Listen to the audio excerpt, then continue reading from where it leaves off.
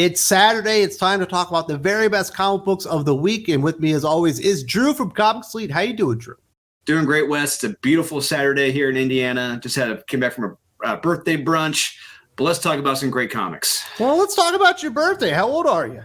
I am a very, very old 39 right now. Well, happy birthday. Happy 39th birthday. I hope you had a nice brunch and enjoy your day, your big 39th birthday. We had a bit of an odd week. We've got 5 comic books to talk about. Almost everything that we recommend from Marvel Comics these days are those throwback comic books. We do recommend Moon Knight, sometimes a Ghost Rider, but for the most part, anything kind of in continuity really isn't being recommended these days, at least from us. And this week we get 2 debuts from Marvel Comics, 2 #1 issues that were both absolutely worth your time and money. Well, maybe not quite all your money. We'll have to talk about that one first. I do want to start out with what I thought was the better comic book of the 2, The Incredible Hulk by Philip Kennedy Johnson with Nick Klein on art. Not surprising that Philip Kennedy Johnson would lean into more of the horror aspects of the Hulk character. We've got Bruce Banner. He's a loner. He's in Kentucky. He's trying to disassociate himself from humanity because he knows that he's dangerous to everybody, which isn't the most original take on the Hulk character himself. It certainly plays into with who he is, the fact that he's got the monster living in inside. The art by Nick Klein absolutely really leans into that body horror. It looks so good. It looks like a more disgusting version of what Al Ewing was doing in Immortal Hulk. Like, it even goes further into the horror than that. Yeah, absolutely. And you're right about the Hulk being a monster, because if you read the very last page from Philip Kennedy Johnson talking about this approach on the Hulk, is he man or is he monster or is he both? And it's right here in bold, Hulk is a monster. And he really leans into that. And there's not just one page of a monster. There are several pages of monsters, and there's several transformations. And these transformations are grotesque. When Bruce Banner turns into the Hulk, there's a panel in there where you just see the teeth gestating out from the mouth. Like, you have like 2 layers of teeth coming out. It is horrific. And then you have these demonic type, biblical type monsters in Iraq that they've uncovered. These scientists have uncovered. There is some great stuff here. There's a couple things in here that I wasn't big fan of, like the angry dinner deadbeat dad, hanging on his daughter. It's like, okay, whatever. It doesn't last that long. That's fine. But it's really, really horror centered in this. And I cannot wait to see what Nick Klein and Philip Kennedy Johnson have in store next. This is a great jumping back on point for the Hulk if you love the Al Ewing stuff. And we're a big fan of the Donny Cates stuff. You know what's interesting with what Philip Kennedy Johnson has done here, and I'm not surprised because he's taken over a lot of stories that were going nowhere and really salvaged some stuff. He's certainly leaning into some of those Immortal Hulk aspects of the story. He's tying back into that, but he's also not completely like forgetting about what Donny Cates was doing with the Hulk and picking up some of the pieces from there to incorporate into his story. So if you were liking the Donny Cates stuff better, you can still get in here, and he's still going to continue parts of that story that makes sense for what he's doing. And I think he's done a really good job to where you actually don't have to make a choice between the Immortal Hulk or the Donny Cates Hulk. You can just enjoy the Philip Kennedy Johnson Hulk for what it is, because it's borrowing from both, and it's absolutely enhancing that horror aspect, which has always been a huge part of the character. Yeah, because like you said, you're right. He does drop both story points in this. Like, he drops that the green door is shut. That's actually brought up in this. The green door has been shut, and that's from Al Ewing's run. And then there's dropped line later from Bruce Banner saying, like, I had him in control. I had Hulk in control, but he's out now. And it's like, that's a line from the Donny Cates run. So yeah, Philip Kennedy Johnson coming into this, you could tell, I mean, not necessarily his back was against the wall, but it's like, where do I go from here with both these, polar opposite storylines? And he's done a great job so far, especially with this first issue, trying to make sense of what happened in both those stories, which were polar opposites. And this is I'm going to say it again, it is a great jumping on point if you want to, if you like both or if you like one or the other, you get a little bit of both in this, but it's also something different as well. It's something, I think, yeah, like you said, it's darker than what Al Ewing is doing. This was just a lot of fun. Yeah, I was really surprised. I didn't know what to think about this Philip Kennedy Johnson Incredible Hulk. I really liked what he did with Superman. I've liked a lot of the stuff that he's done, but I also thought his Aliens comic book was pretty blasé, and I think the art choice on that one really held him back. There was another debut from Marvel Comics that was really strong, not surprisingly. Ultimate Invasion #1 from Jonathan Hickman, Brian Hitch. Huge shout out to my boy Skip and Tosh. We miss you, brother. If you didn't hear, we lost him this week. He is a huge Jonathan Hickman fan. Biggest Jonathan Hickman fan I've ever met. I know that he was very supportive of Ultimate Invasion. He was definitely looking forward to this. You know what? It kind of lives up to it. Yes, it is an expensive comic book. It's $9. And yes, there is filler in here that they could have removed and charged $5 or $6 or whatever. But if you like the Ultimate Universe, we do step back into that. You are going to see the Maker in his prison, and he does a breakout. And you do get to see a lot of your favorite heroes in the Marvel Universe, especially if you like the Illuminati, which Jonathan Hickman absolutely loves the Illuminati. So it's the art by Brian Hitch that really puts it over the top for me and definitely puts us into the recommend territory, though, because I think without the Brian Hitch art on an Ultimate comic book, I might have had to steer clear of this one just because of the price. Yeah, you're right. Yeah, it's an $8.99 book, I believe. That's the price point for this. And Brian Hitch's art is really damn good. And one of the bonuses you get in the back of this, you see the pencils that he did, and his pencils are incredible. We did bring up our one critique on the art was the inks. We weren't a big fan of the inking on here because it's really, if you look at the inking lines in this, it's really either complete thick line of black or nothing. So it really doesn't really show that much depth with the inking. I think that really hurt his pencils, unfortunately. But still, the art is terrific. And like we get the Illuminati again in this. Perfect. I love how they're written in this. That's arguably, my opinion, the best stuff Jonathan Hickman did. He worked with the Illuminati and the New Avengers. And yeah, we start off with a breakout, a jailbreak with the Maker, and he eventually he goes across the Marvel 616, getting all these different tools and equipment to escape. And I really love that, the different places he goes to escape. And he meets up with Miles. He makes him an offer. Does Miles accept? I don't know. You got to read to find out. But the more interesting part comes at the very, very end.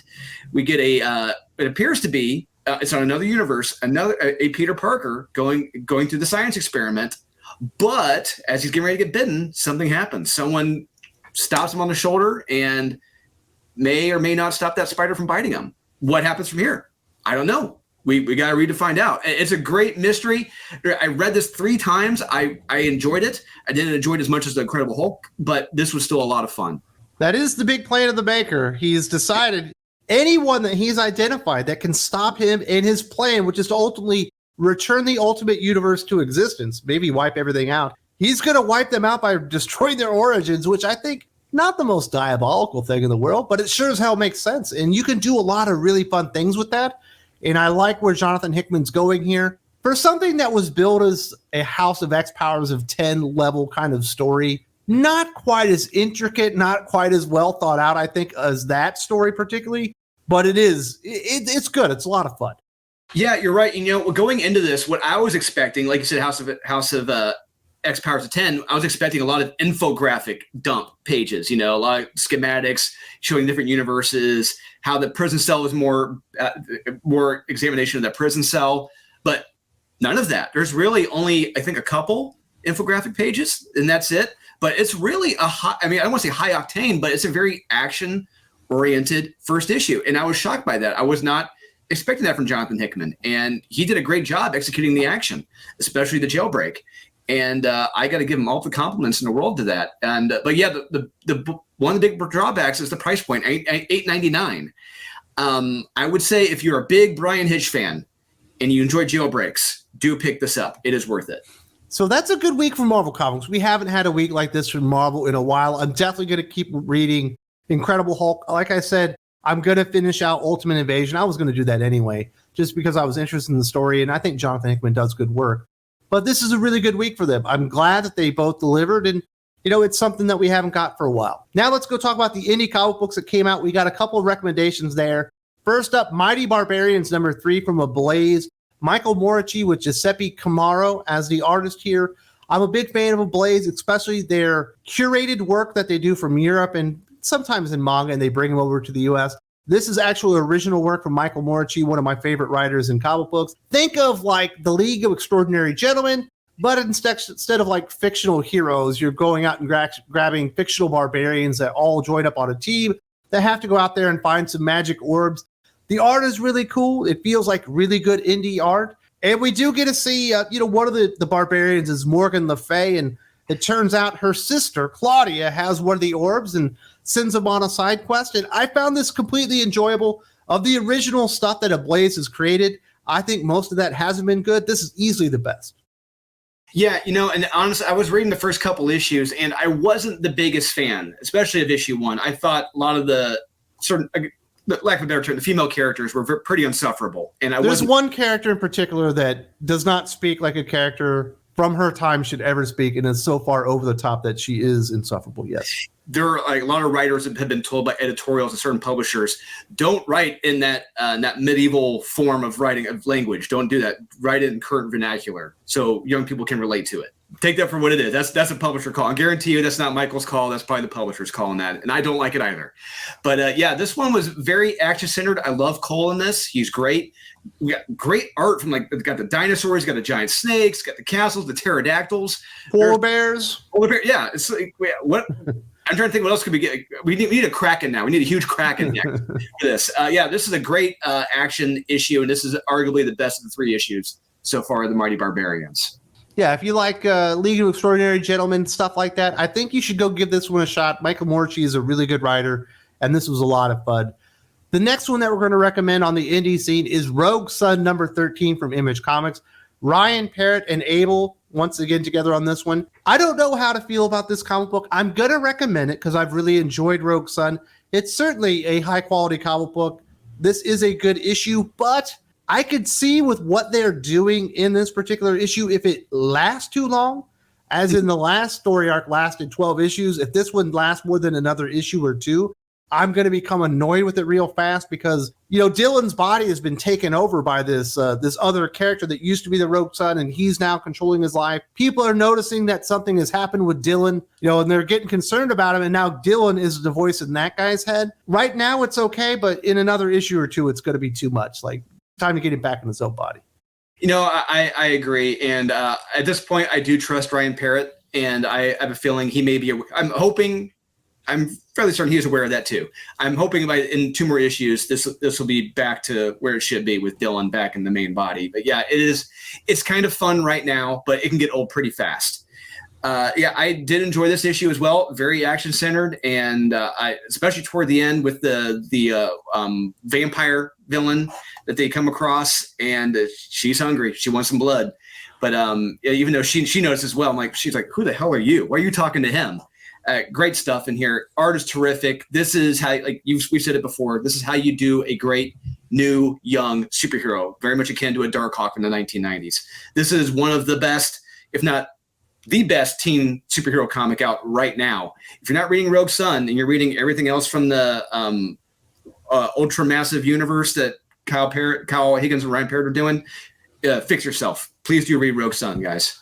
The other teen book that I would say is up there with it is probably an Erratic, but we're definitely getting more Rogue Sun than Erratic. Those are kind of 3-issue miniseries. Yeah. Normally we would talk about Marvel Comics now, but we've already talked about Marvel Comics. We had 2 recommendations, both number 1 issues. That was at the top of the show. Let's go and finish up with DC Comics. We got one huge recommendation. Batman, Superman, World's Finest, number 16, Mark Waid, Dan Mora.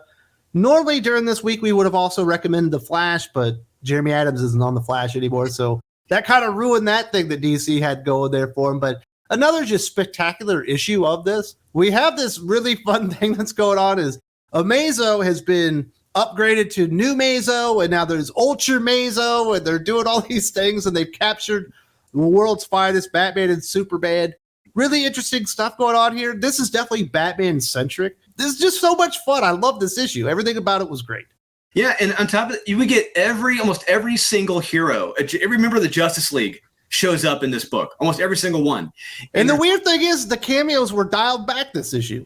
Yeah, they were, and for a lot of them just get maybe 1 page, which is fun. But I one character I love. I love how Dan Mora draws everyone in this, but how he draws the Flash in this, I flippin' love it. Especially one of the opening pages where you see Barry rescuing Robin. I love it. He looks amazing, and in this, there's so much going on in this issue and in this series that there's no pacing for the trade.